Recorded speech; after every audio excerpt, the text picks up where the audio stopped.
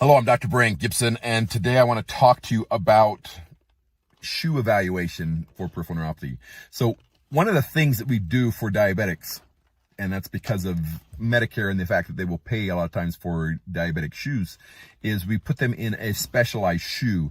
And what's the difference between a diabetic shoe and a non-diabetic shoe or a common shoe? There's multiple features that need to be appropriate. Number one, it needs to be a good quality shoe that supports the foot and keeps the foot over the platform. If you got a shoe that you can roll off really easily, stuff like that, they don't consider that good enough shoe to be a diabetic shoe. Number two, it has to have a removable and replaceable insole. And the insole needs to be something that is appropriate, like we talked about, where it's going to support the foot and decrease pressure and so forth.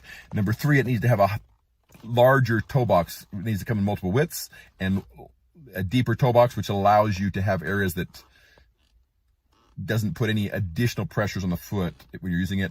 And number four is it needs to have no seams on the inside. So there's nowhere that can actually rub and create wounds on a diabetic foot. So that's the appropriate shoe for somebody with peripheral neuropathies. You want to do many of those features. The other thing that I will commonly do is I want to grab those shoes though and actually evaluate them and see how the shoe is working. So you take a shoe and you say, okay, what's happening with the insole? How's it working? What's going on? Is there stuff going on that we need to worry about? Number two, is there any abnormal wears inside the shoe where there's areas of rubbing or so forth, because we can actually modify the shoe or replace the shoe to ensure we don't get wounds from that way. And the third is to look at the outer sole and say, okay, how is the foot functioning in the shoe?